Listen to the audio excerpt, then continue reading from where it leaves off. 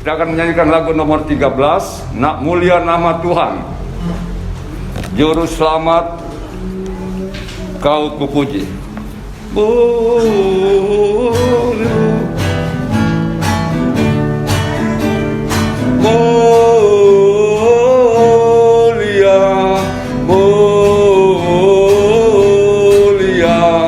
Mulia namamu Tuhan. Ayat pertama. Juru selamat Kau puja, ku masyurkan kasih-Mu. Maha kudus, maha kuasa, maha mulia nama mulia.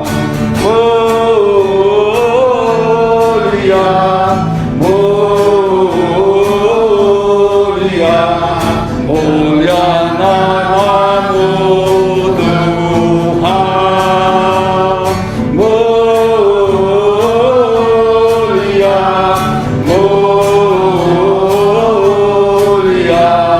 Mulia namamu Tuhan. Kedua, terang kekal sepanjang masa, padamu junjunganku. Para suci tiap bangsa, kau memuji nama. Mulia nama. Mulia, mulia, mulia namamu Tuhan. Mulia,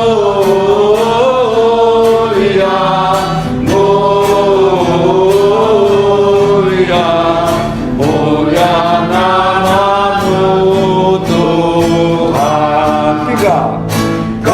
Cerita yang sesuai sampai salib Golgota, rela Kau rendah hati bagi orang berdosa. Mulia, mulia, mulia, mulia namamu Tuhan. Mulia, mulia, mulia namamu Tuhan. Ya Tuhan, Juru Selamatku, datang bersemayamlah. Pimpinlah kerajaanmu sampai selama-lamanya. Mulia, mulia, mulia namamu Tuhan. Mulia, mulia, mulia namamu Tuhan. Baik, Bapak Ibu Saudara sekalian, mari kita membuka Alkitab kita kembali dari Lukas pasalnya yang kedua. Boleh saya putar ya?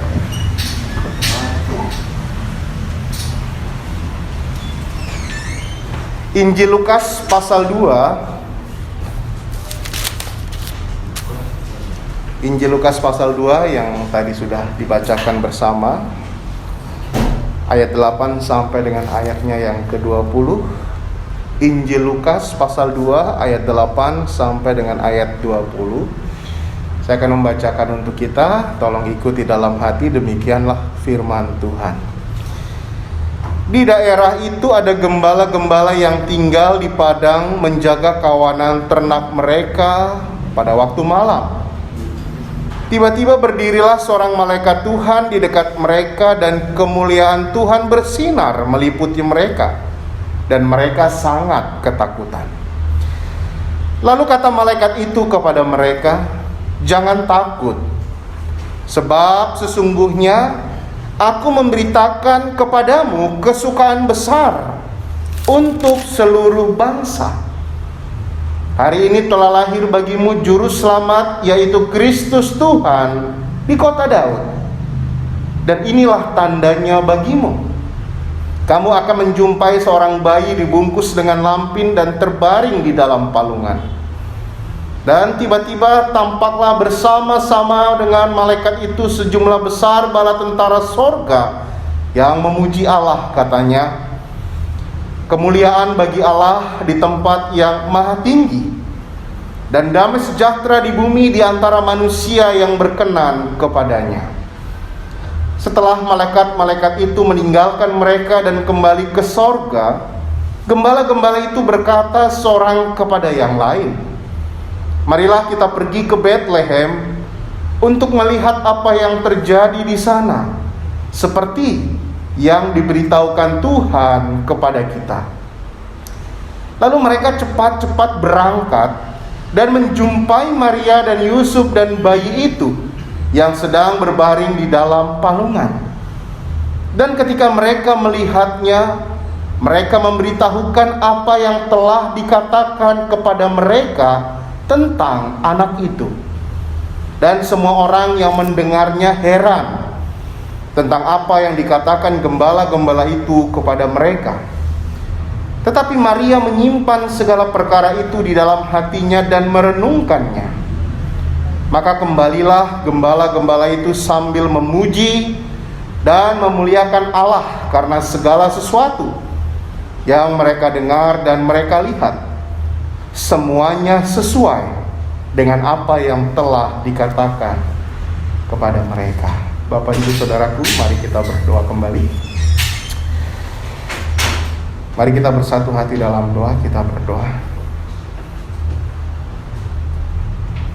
Bapa di surga, Allah yang maha kuasa, Bapa yang penuh kasih, Bapa yang memelihara dan memberkati kami hingga saat ini. Kami mengucap syukur kepadamu Bapa. Di dalam pertolongan, pimpinan, dan perlindungan Tuhanlah kami ada sebagaimana kami ada saat ini. Kami boleh bersama lagi di tempat ini, memuji, menyembah, memuliakan Tuhan. Dan biarlah pujian penyembahan kami kembalikan untuk puji hormat bagi nama Tuhan. Terima kasih Bapak untuk Bapak Fauji, Bapak Betis juga yang bersama kami pada saat ini.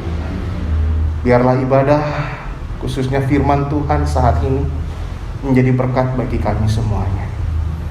Biarlah Roh Kudus mengajar, membimbing kami mengerti kebenaran firman ini. Terlebih hamba-Mu yang akan menyampaikannya Bapa. Di dalam kekurangan dan kebodohan hamba-Mu berserah. Biarlah Tuhan yang memimpin, Tuhan yang memakai hamba-Mu ini, sehingga firman-Mu boleh tersampaikan, sehingga kami boleh mengetahui apa yang Tuhan mau kami lakukan dalam hidup kami. Terima kasih Bapa. Kuasai hati dan pikiran kami. Biarlah saat ini kami boleh benar-benar terfokus akan firman-Mu. Ampuni kami akan salah dan dosa kami Bapa. Di dalam nama Tuhan Yesus Kristus, sahabat juru selamat kami yang hidup, kami berdoa. Amin. Bapak, Ibu, Saudaraku yang terkasih di dalam Tuhan Yesus Kristus, sebelum saya menyampaikan firman Tuhan, saya mau bertanya kepada kita, berapa banyak di antara kita yang suka baca berita? Ya. Kalau zaman dulu ada koran ya. Saya sering juga baca Suara Pembaharuan sore hari pada waktu itu ya, ada Kompas, ada Media Indonesia dan lain sebagainya ya. Memang di dalamnya banyak juga diberitahukan kepada kita mengenai keadaan-keadaan bangsa ini dan lain sebagainya. Ya. Kalau zaman sekarang, teknologi sekarang hanya dengan ketik ya, misalnya berita mengenai apa dan lain sebagainya. Kalau saya sering sekali memang membaca detik.com ya, jadi informasi terupdate itu bisa saya lihat di dalamnya ya. Apalagi kalau kita membaca berita sekarang ini ya, masih dengan suasana apa? Erupsi Semeru ya. Iya. Masih dengan misalnya virus Omicron yang saat ini memang menyerang negara-negara di Eropa. Bahkan Amerika mengalami kenaikan kasus dan lain sebagainya. Semua informasi itu bisa kita dapatkan di mana? Di dalam berita, betul ya? Ya. Menjadi pertanyaannya adalah, bagaimana respon kita ketika kita membaca atau mendengar berita saat ini? Apakah itu mendatangkan kebahagiaan buat kita? Apakah itu mendatangkan sukacita buat kita ketika kita membaca berita saat ini? Tentunya tidak ya, betul ya? Saya kalau membaca berita, waduh, deg-degan juga ini ya. Kenapa bisa seperti ini? Ya, waduh, ada info dari BMKG dan lain sebagainya akan ada gempa dan tsunami akan melanda. Kita tidak tahu. Tetapi dari berita itu membuat apa? Membuat kita takut, betul? Itulah berita, itulah isi berita yang ada di dunia ini. Dan saya percaya juga di dunia dimanapun berada, yang namanya menampilkan berita tentu menampilkan sesuatu yang memberikan informasi-informasi, dan tentunya itu bisa memberikan dampak, wah kita jadi takut, kita khawatir dan lain sebagainya. Benar? Tapi Bapak Ibu Saudaraku terkasih dalam Tuhan Yesus Kristus, ada berita yang bisa memberikan pengharapan kepada kita. Amin. Ada berita yang memberikan sukacita buat kita. Ada berita yang memberikan pengharapan yang besar dalam kehidupan kita. Dan berita itu bukan hanya untuk kita, tapi ini adalah berita kesukaan seluruh dunia. Bapak Ibu Saudaraku yang terkasih dalam Tuhan Yesus Kristus, bila kita membaca dalam Lukas pasal yang kedua tadi, ayat yang ke-8 sampai dengan ayat yang ke-20, saya memberi tema renungan kita pada pagi hari ini adalah respons atau tanggapan yang benar terhadap berita kesukaan, yaitu firman Tuhan. Bagaimana respons kita, tanggapan kita ketika kita mendengar berita kesukaan atau berita dari firman Tuhan. Itu yang menjadi penting. Dari apa yang kita baca dalam Lukas pasal yang kedua, kita melihat contoh gembala-gembala. Firman Tuhan dengan jelas memberitahukan kepada kita gembala-gembala yang pada saat itu mereka menjaga kawanan ternak mereka pada waktu malam. Mereka mendapat berita kesukaan besar untuk seluruh bangsa. Nah, bagaimana respons yang benar terhadap berita yang kita terima, atau terhadap berita yang mereka terima ketika mereka mendapat berita yang luar biasa itu? Berita yang disampaikan kepada mereka bukan berita pada waktu itu, bukan berita mengenai Raja Herodes, bukan berita mengenai ahli-ahli Taurat, atau keadaan Yerusalem, atau keadaan Bethlehem dan lain sebagainya. Bukan juga berita mengenai sensus ya. Memang pada waktu itu dalam Lukas pasal yang kedua ayat yang ke-1 memang ya mereka disuruh sensus ya oleh Kaisar Agustus ya, mendaftarkan semua orang di seluruh dunia dan lain sebagainya. Gembala-gembala ini mendapat berita yang luar biasa, berita di atas semua berita, berita yang memberikan pengharapan bagi manusia. Amin. Tadi saya bertanya kepada kita semuanya, ketika kita baca berita, apa tanggapan respon kita? Pasti kita takut, benar? Wah, saat ini virus Omicron sudah sampai Singapura. Wah, saat ini misalnya bencana melanda. Wah, saat ini lagi ada banjir bandang. Wah, di Jakarta bagian pesisir timur, pesisir utara ada banjir rob dan lain sebagainya. Jakarta akan tenggelam. Pasti kita tidak suka cita mendengarnya. Benar ya? Pasti kita takut. Pasti kita khawatir. Apa yang akan terjadi pada kita? Itulah berita yang ada di dunia ini. Tapi ada berita yang memberikan pengharapan bagi kita. Ada berita yang memberikan sukacita buat kita. Saya copot aja Bapak Ibu Saudaraku. Ada berita yang memberikan pengharapan besar, bukan hanya kepada gembala-gembala, tapi kepada seluruh dunia. Ini menjadi penting adalah bagaimana tanggapan, respons kita, respons gembala-gembala itu pada waktu mereka menerima berita kesukaan. Yang pertama Bapak Ibu Saudaraku terkasih dalam Tuhan, respon tanggapan yang benar terhadap berita kesukaan atau firman Tuhan adalah percaya dan taat. Percaya dan taat. Ketika para gembala yang pada saat itu sedang menggembalakan dombanya pada waktu malam, dan tiba-tiba berdirilah seorang malaikat Tuhan di dekat mereka, bahkan dikatakan kemuliaan Tuhan bersinar di depan mereka. Memang mereka takut, betul? Saya bisa bayangkan gembala ada di padang pada waktu itu, tidak ada penerangan yang cukup terang pada waktu itu, gelap, cahaya bintang mungkin yang menerangi mereka. Tiba-tiba ada malaikat Tuhan datang bersinar. Mereka takut. Apa ini? Tapi malaikat itu menghibur. Jangan takut. Jangan takut. Dikatakan apa? Sebab sesungguhnya aku memberitakan kepadamu. Apa di situ dikatakan? Kesukaan besar. Untuk gembala-gembala, untuk para pejabat di pemerintahan Yerusalem atau Israel pada waktu itu? Bukan. Kesukaan besar untuk siapa? Untuk seluruh bangsa. Apa isi berita itu? Dalam ayat yang ke-11. Hari ini telah lahir bagimu juru selamat. Ya. Hari ini telah lahir bagimu juru selamat, yaitu Kristus Tuhan di kota Daud. Bapak Ibu Saudaraku yang terkasih dalam Tuhan Yesus Kristus, perlu kita paham, memang yang perlu kita tahu adalah Allah mengasihi kita. Amin. Allah mengasihi saya. Tuhan mengasihi kita semuanya. Yohanes 3:16, karena begitu besar kasih Allah akan dunia ini.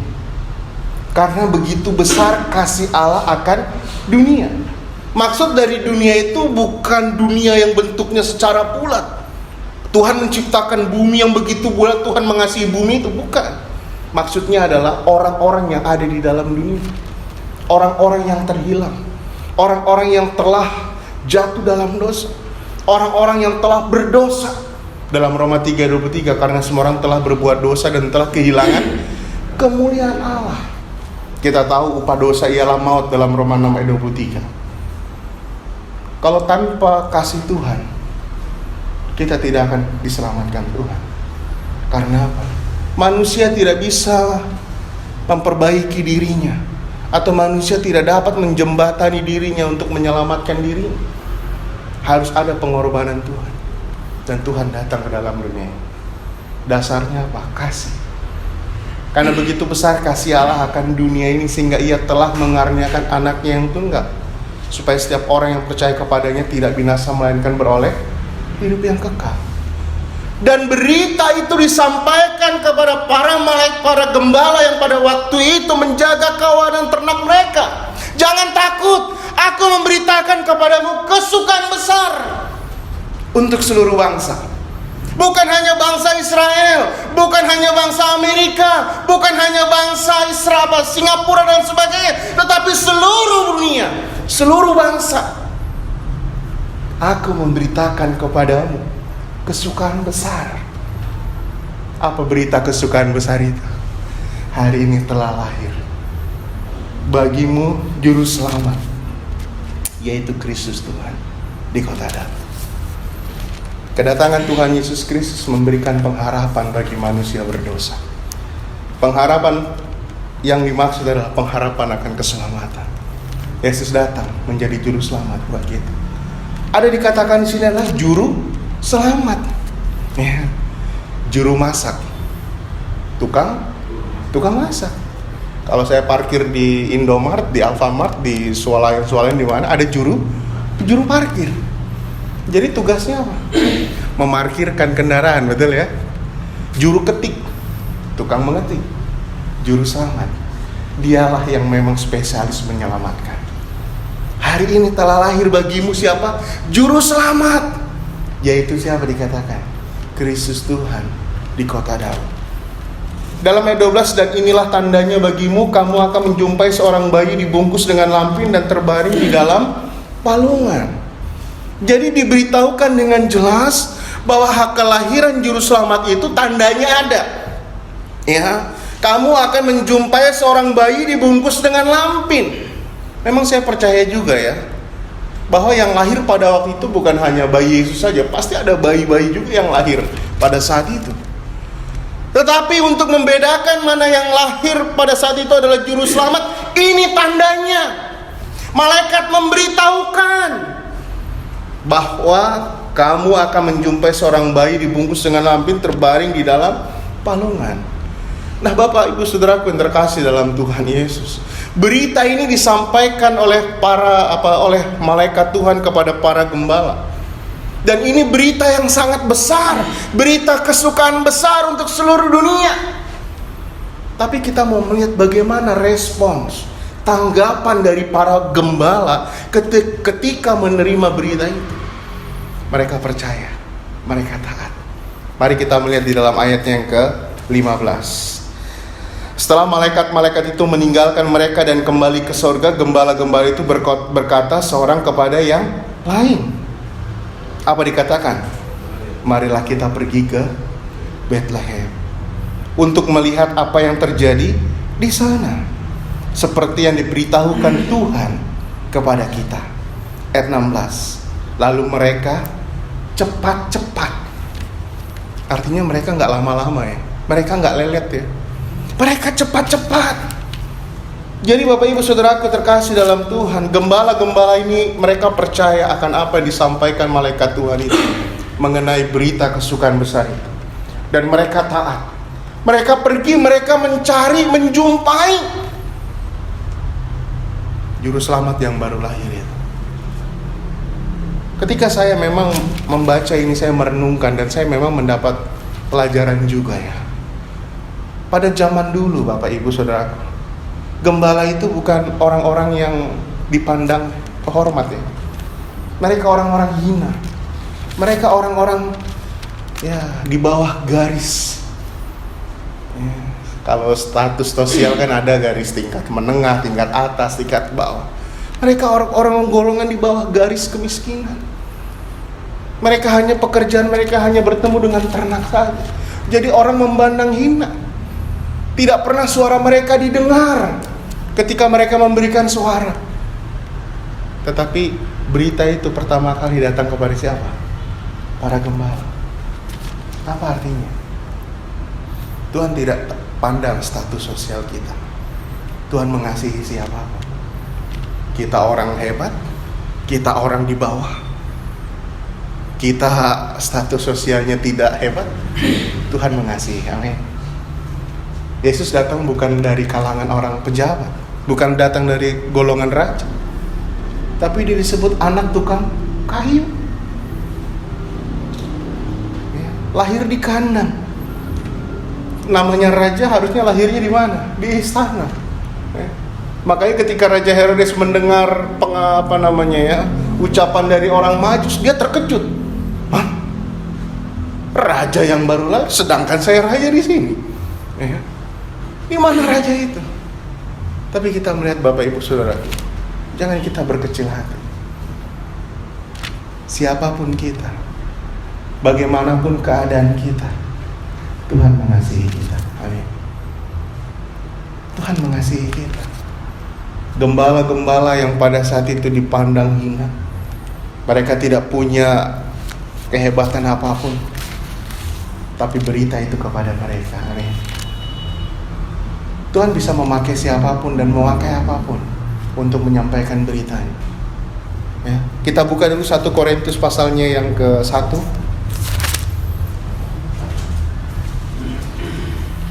1 Korintus pasal 1 ayat 25. 1 Korintus pasal 1 ayat 25. Dikatakan di situ, sebab yang bodoh dari Allah lebih besar hikmatnya daripada manusia, dan yang lemah dari Allah lebih kuat daripada manusia. Apa artinya?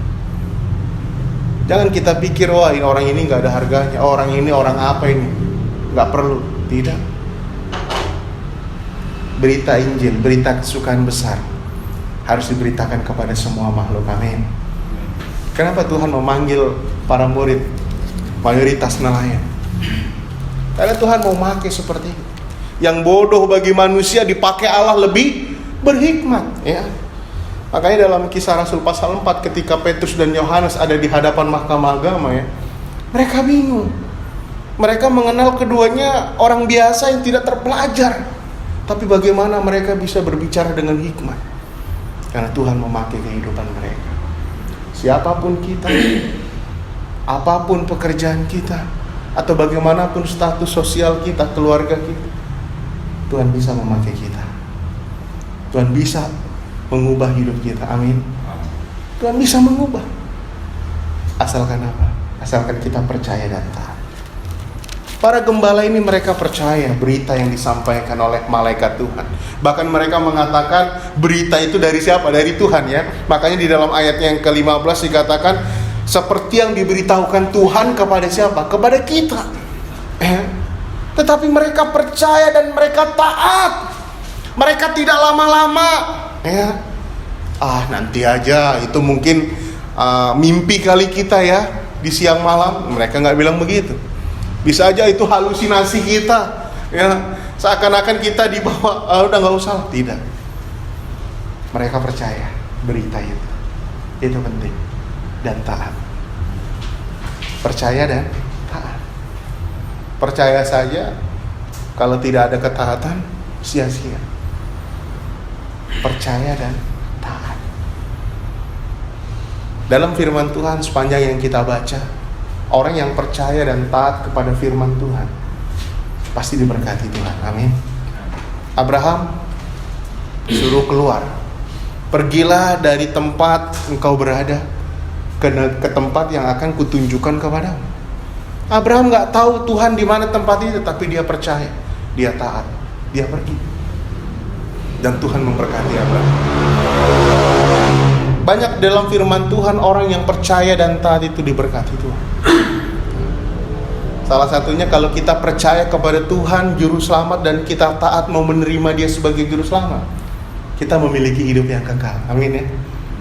Nah, ada Bapak Fauji di sini yang beberapa waktu yang lalu memang menerima Tuhan Yesus dan taat, menunjukkan imannya dengan dia dibaptiskan.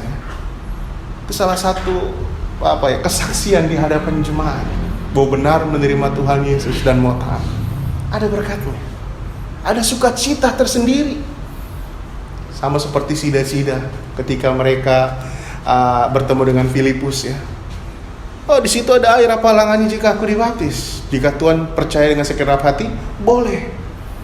Sida-sida itu percaya kepada Tuhan Yesus dan dia taat memberi diri dibaptis. Apa dikatakan perikop itu ya? Sida-sida itu pulang dengan sukacita. Kalau kita percaya kepada Tuhan dan mau taat akan apa yang diperintahkan Tuhan, itu ada berkatnya dalam hidup kita. Percaya Tuhan memelihara kita.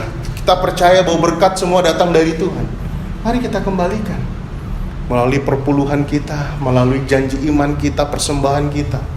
Kita percaya, kita taat, karena itu diperintahkan di dalam firman Tuhan. Ya, Malaikat 3 ayat 10 ya, bawalah seluruh persembahan persepuluhan ke dalam rumah perbendaharaan supaya ada persediaan makanan di rumahku, dan ujilah aku. Apakah aku tidak membukakan bagimu tingkap-tingkap langit dan mencurahkan berkat kepadamu sampai berkelimpahan, dikatakan. Kalau kita mau percaya, mau taat, kita akan menikmati berkat itu. Tuhan mengatakan dalam ayat 11 dari Malaikat 3 itu, aku akan menghardik bagimu belalang pelahap, jangan dihabisinya hasil tanahmu dan lain sebagainya. Terkadang memang kalau orang ya tidak mau ya, Tuhan kirim belalang pelahap itu. Bahkan ada istilah ya, nanti yang akan terjadi lebih besar pasak daripada timun ya, dan lain sebagainya. Gembala-gembala ini dia percaya, mereka taat, mereka cepat-cepat dikatakan.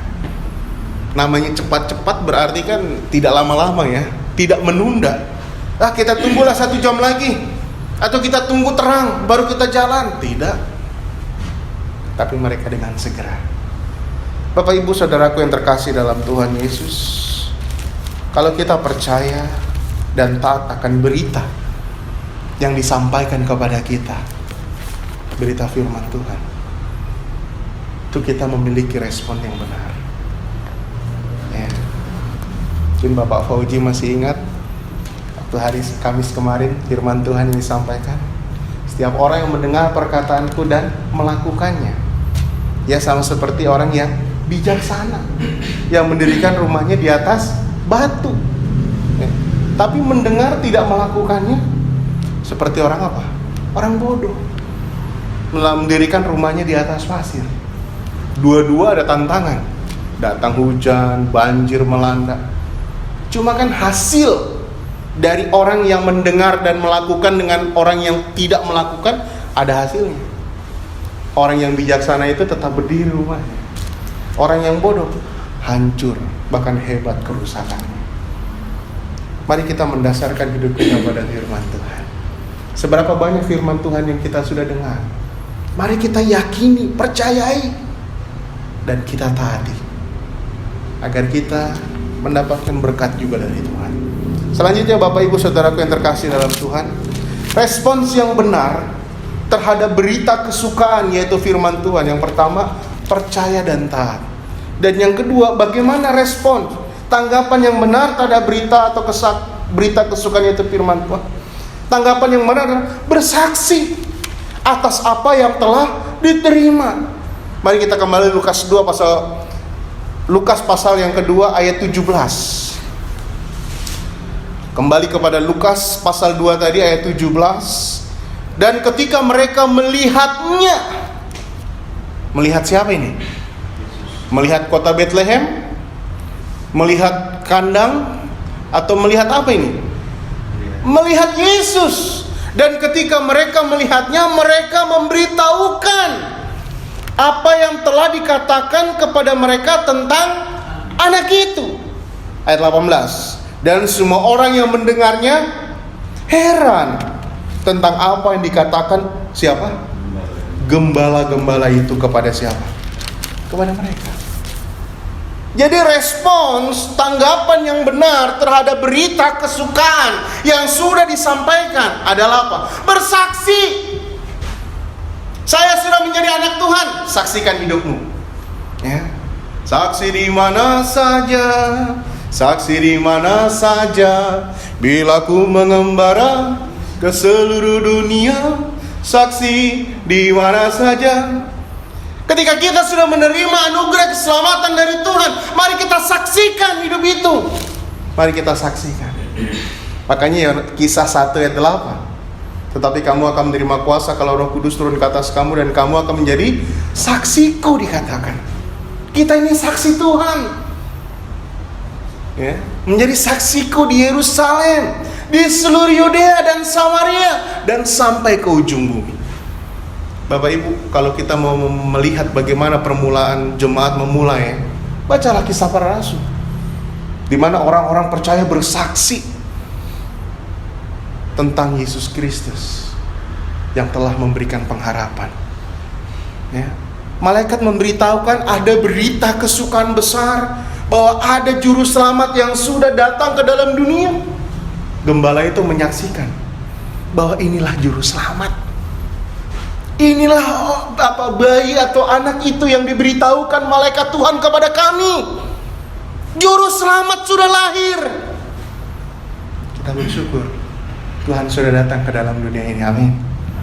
Kalau Tuhan tidak datang, wah, sia-sia hidup kita. Kalau Tuhan tidak datang, sia-sia kita kumpul.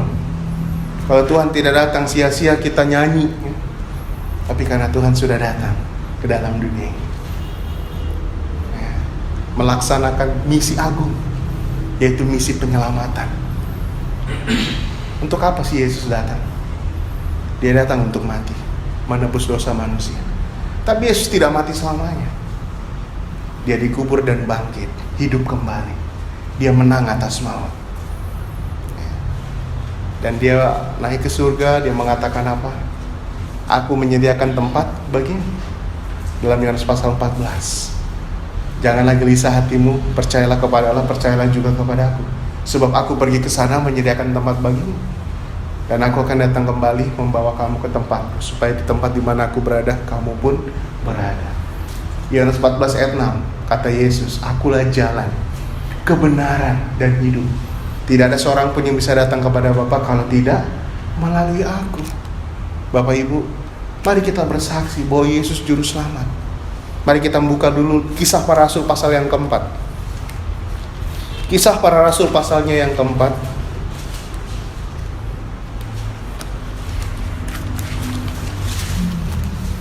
Kisah Para Rasul pasal 4 ayat 12.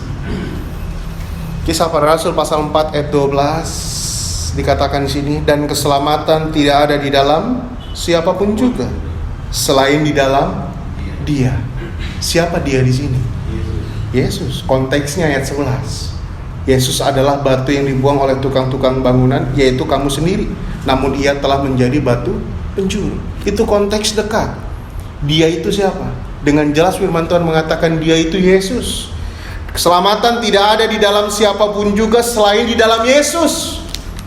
Sebab di bawah kolong langit ini tidak ada nama lain yang diberikan kepada manusia yang olehnya kita dapat diselamatkan. Hanya siapa yang bisa menyelamatkan kita? Hanya Tuhan Yesus. Amin. Nama siapa? Nama Yesus. Walaupun di dunia ini ada banyak nama yang terkenal, mungkin juga itu menjadi kita agungkan dan lain sebagainya, tapi nama Yesus lebih daripada segala nama yang ada di dunia ini. Di bawah kolong langit ini tidak ada nama lain yang olehnya kita dapat diselamatkan. Bersyukur kalau kita sudah menerima anugerah keselamatan. Amin. Apakah kita mensyukuri keselamatan itu? Kalau kita sudah menerima keselamatan, apa tugas kita? Kita memberitahukan kepada orang-orang yang belum menerima, agar mereka juga diselamatkan Tuhan. Teladan dari gembala-gembala ini, mereka memberitahukan apa yang telah dikatakan kepada mereka tentang anak itu. Jadi siapa yang disaksikan gembala itu? Yesus Kristus. Kita bukan saksi gereja, kita bukan saksi apapun, kita saksi Tuhan. Ya, tugas seorang saksi apa? Hanya menceritakan apa yang diketahuinya, betul? Ya. Kita hanya saksi, kita nggak berhak memaksa orang. Kita hanya memberitahukan. Ini loh jalan keselamatan. Saya sudah menikmatinya, dan saya nanti akan pergi ke sana. Kalau Bapak bersedia, mari buka hati, terima Tuhan Yesus sebagai juru selamat. Jangan sia-siakan waktu. Waktu sudah semakin tipis. Waktunya sudah sangat dekat. Akhir dari dunia ini sudah semakin dekat. Kalau nama kita tidak ada di surga, berarti ada di mana? Di neraka. Caranya supaya bisa masuk surga bagaimana? Hanya Tuhan Yesus yang bisa membawa kita ke sana. Buka hati, terima Yesus sebagai juru selamat. Ya. Di bawah kolong langit ini tidak ada nama lain yang olehnya kita dapat diselamatkan, hanya dalam nama Yesus. Apakah kita sudah ada Tuhan Yesus dalam hati kita? Kalau sudah ada, mari kita bersaksi. Sama seperti Markus pasal 5. Ketika Yesus datang ke sebuah daerah di Gerasa, ada siapa di sana? Siapa yang menjemput Yesus ketika dia ada di Gerasa? Orang yang kerasukan apa? Setan, betul? Wah. Kita tahu orang yang kerasukan setan. Dalam firman Tuhan memberitahukan mengenai apa? Keadaannya telanjang, tidak tahu malu, memukuli diri dengan batu, senangnya di pekuburan, ya, mungkin meresahkan masyarakat juga. Wajarlah kalau orang melakukan seperti itu karena tidak ada Yesus dalam hidupnya. Tapi ketika Yesus hadir dalam hidupnya, ya, memang dikatakan orang yang kerasukan setan itu, ya, mau apa engkau dengan aku, hai Yesus anak Allah yang maha tinggi, demi Allah jangan siksa aku, dikatakan. Akhirnya diperintahkan masuk ke mana? Ke babi-babi. Orang itu sudah waras, duduk, berpakaian. Bahkan ketika Yesus diusir oleh masyarakat setempat, orang itu mau ikut Yesus. Keinginannya, motivasinya sudah berbeda. Kalau sudah ada Tuhan dalam hidup kita, kerinduan kita pun sudah berbeda. Saya mau menyenangkan Tuhan, saya mau ikut Tuhan, saya mau beribadah kepada Tuhan. Itu yang harus kita lakukan. Tapi Yesus mengatakan apa? Pulanglah, pergilah ke kampungmu, beritahukanlah apa yang telah diperbuat Tuhan atasmu. Itu juga yang Tuhan perintahkan buat kita. Pulanglah ke kampungmu, beritahukanlah kepada orang-orang yang ada di sekitarmu apa yang telah Tuhan perbuat atasmu. Kalau kita sudah menikmati keselamatan dari Tuhan, mari kita memberitahukan, menjadi saksi. Bapak Ibu Saudara terkasih dalam Tuhan, saudaraku, kita melihat di sini respons, tanggapan yang benar terhadap berita kesukaan itu bagaimana? Bagaimana tanggapan yang benar? Mari kita bersaksi, memberitahukan apa yang telah kita terima. Selanjutnya yang terakhir, yang ketiga. Ini hasil ya. Kita melihat dalam ayat yang ke-20, maka kembalilah gembala-gembala itu sambil memuji dan memuliakan Allah. Karena apa Bapak Ibu? Karena mereka dapat sembako di tempat Yesus? Karena mereka dapat oleh-oleh? Enggak. Karena ada pesta makanan di sana? Bukan. Karena segala sesuatu yang mereka dengar, mereka lihat, semuanya sesuai dengan apa yang dikatakan kepada mereka. Firman Tuhan benar. Amin. Di dalam firman Tuhan ini tidak ada sedikit pun kesalahan. Firman Tuhan ini kebenaran. Firman Tuhan tidak mengandung kebenaran. Kalau mengandung kebenaran berarti ada yang gak benar di dalamnya. Tapi ini mutlak benar. Yohanes 17 ayat 17. Kuduskanlah mereka dalam kebenaran, firman-Mu adalah kebenaran. Firman Tuhan 100% benar. Oleh karena itu, apa yang dikatakan firman Tuhan ini benar-benar terjadi. Kalau kita merasakan apa yang dikatakan Tuhan, firman Tuhan ini benar terjadi, bagaimana hasilnya buat kita? Sukacita? Sukacita. Saya pernah bersaksi di sini ya, bagaimana ketika saya memang memutuskan untuk masuk sekolah kita, ada ayat yang saya pegang. Matius 6 ayat 33. Tetapi carilah dahulu kerajaan Allah dan kebenarannya, maka semuanya itu akan ditambahkan kepada. Itu saya pegang ketika saya masuk sekolah kita. Memang pada waktu itu saya memang mau kerja. Sudah cari kerja ke tempat-tempat ya. Akhirnya ya bukan pada waktu itu tidak ada panggilan, ada panggilan. Tapi waktu ada panggilan saya sudah memutuskan hidup saya untuk firman Tuhan ya. Akhirnya saya tolak. Bahkan ketika saya tamat dari STT, wah, saya bingung. Tuhan, saya mau kemana? Tapi saya pegang ayat 1 Tesalonika 5 ayat 24. Ia yang memanggil kamu setia, ia juga akan menggenapinya. Saya percaya kalau Tuhan memanggil saya menjadi hambanya, pasti ada penggenapan Tuhan akan terjadi. Ketika saya masuk dalam rumah tangga, saya pegang ayat Ibrani 13 ayat 5 dan 6. Jangan jadi hamba uang, cukupkan diri dengan apa yang ada padamu ya. Sebab Allah telah berfirman, aku sekali-kali tidak akan meninggalkan kau, dan aku sekali-kali tidak akan membiarkan kau. Sebab itu dengan yakin kita dapat berkata, Tuhan adalah penolongku, apa yang dapat dilakukan manusia terhadap aku. Sama Roma 8 ayat 32. Itu saya pegang. Ia yang tidak menyayangkan anaknya sendiri, tetapi yang menyerahkannya bagi kita semua. Bagaimana mungkin Ia tidak mengaruniakan segala sesuatu kepada kita bersama-sama dengan Dia?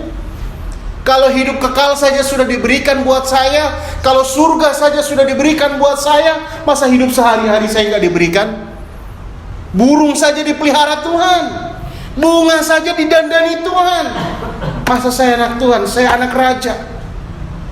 Tuhan, apakah Tuhan tidak malu melihat saya terlantar atau keleleran ya? Tapi faktanya, sampai saat ini saya menikmati pemeliharaan Tuhan. Karena firman Tuhan benar. Firman Tuhan benar. Itu membuat sukacita saya dan memuliakan Tuhan. Sama seperti gembala ini. Kalau kita memang berpegang, percaya, taat pada firman Tuhan, kita pasti ada sukacita. Karena apa yang dikatakan mereka sesuai dengan apa yang mereka dengar. Bapak Ibu, firman Tuhan tidak mengecewakan kita. Manusia bisa mengecewakan, betul? Bahkan yang sedang berdiri pun bisa mengecewakan. Tapi firman Tuhan tidak pernah mengecewakan. Tuhan Yesus begitu baik dalam hidup kita. Dia sangat mengasihi kita. Dia berkorban buat siapa? Buat kita.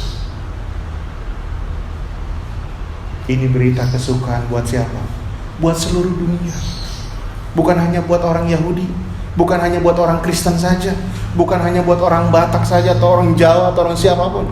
Tapi firman Tuhan itu, berita kesukaan itu untuk seluruh bangsa, untuk seluruh dunia. Siapapun dia, besar kecil, tua muda, Tuhan mau mereka menerima anugerah keselamatan. Siapapun kita, apapun latar belakang kita, Tuhan tidak lihat. Tuhan tidak suruh malaikat itu datang kepada raja, tapi malaikat itu datang kepada siapa? Gembala. Orang yang dipandang hina, orang yang pada saat itu, kalangan yang pada saat itu memang direndahkan, dipandang sebelah mata. Mereka gak punya suara, tapi berita itu datang kepada mereka. Ketika Yesus ada di dunia ini juga, siapa yang sering kepada siapa dia berkumpul? Kepada orang pendosa, kepada pemungut cukai, orang-orang yang dipandang orang-orang berdosa. Karena bukan orang sehat yang memerlukan tabib, tapi orang sakit. Apa artinya? Orang berdosa lah yang membutuhkan juru selamat. Kita orang berdosa dan kita butuh juru selamat. Dan juru selamat itu sudah datang, sudah diberitakan. Pertanyaannya, apakah kita sudah menerima juga keselamatan itu? Itu pertanyaannya. Apakah sudah di hati kita memiliki respons yang benar terhadap berita kesukaan itu? Membuka hati, menerima Tuhan Yesus sebagai juru selamat, percaya dan tahu. Hasilnya apa?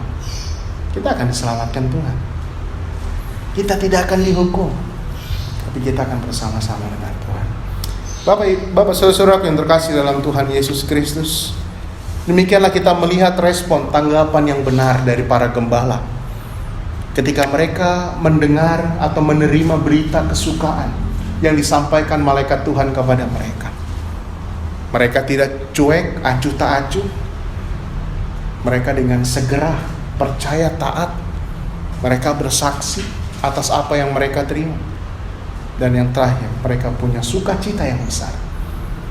Mereka memuji, memuliakan Allah karena apa yang mereka dengar benar. Biarlah kita juga punya respons yang benar. Ketika kita menerima berita firman Tuhan, berita kesukaan, biarlah kita seperti tanah yang lembut. Firman Tuhan itu tertanam dalam hidup kita, bertumbuh dan berbuah 100 kali lipat. Amin. Mari kita tundukkan kepala.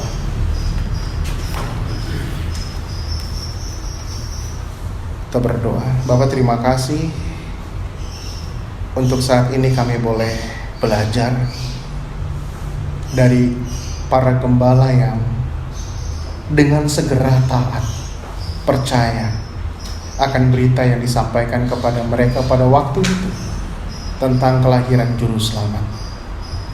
Terima kasih kami boleh mengambil contoh yang baik. Dan pada saat ini Tuhan, saya berdoa, kalau ada di antara kami di tempat ini yang belum menerima Tuhan Yesus sebagai juru selamatnya, biarlah Roh Kudus bekerja dalam hatinya, agar dia dengan lembut hati mau membuka hatinya untuk menerima Tuhan Yesus sebagai juru selamat. Tolonglah Tuhan, agar kami semua tidak ketinggalan ketika kami bersama-sama dengan Engkau. Saudara yang terkasih dalam Tuhan, sebelum saya serahkan ini kepada pemimpin acara, masih dalam tutup mata, tundukkan kepala, saya memberi kesempatan di antara kita, kalau ada di antara kita yang belum pernah dan belum sungguh-sungguh untuk menerima Tuhan Yesus, ini adalah berita kesukaan untuk seluruh bangsa, termasuk kita. Berita kesukaan ini, Tuhan mau menyelamatkan kita. Apakah ada di antara kita yang belum pernah menerima Tuhan Yesus dan mau menerima Dia saat ini? Tolong angkat tangannya kalau ada. Kalau sudah, puji Tuhan. Tapi kalau belum, ini waktunya. Kalau ada di antara kita yang belum pernah menerima, belum pernah dibimbing oleh siapapun, wah, saya lahir dalam keluarga Kristen, udah otomatis saya selamat. Tidak. Orang tua kita tidak bisa menyelamatkan kita. Hanya Tuhan yang bisa menyelamatkan kita. Kalau di antara kita yang belum pernah dan mau menerima Tuhan, silakan angkat tangan. Bapak, kami bersyukur untuk anugerah keselamatan yang Tuhan berikan di dalam Tuhan Yesus Kristus. Biarlah kami yang sudah menerima Tuhan Yesus, kami boleh menjadi saksi Tuhan dimanapun kami berada, memberitakan kabar kesukaan, kabar keselamatan pada setiap orang yang belum percaya kepada Tuhan. Terima kasih Bapak untuk firman-Mu. Di dalam nama Tuhan Yesus kami bersyukur. Amin. Lagunya Suara Malak nomor 2. Dia punya intro.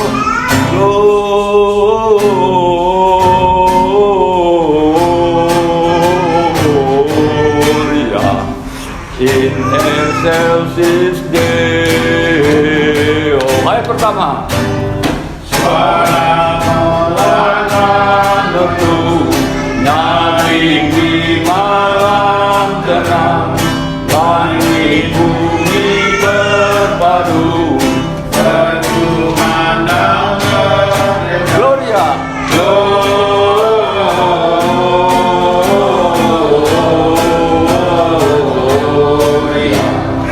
in excelsis Deo.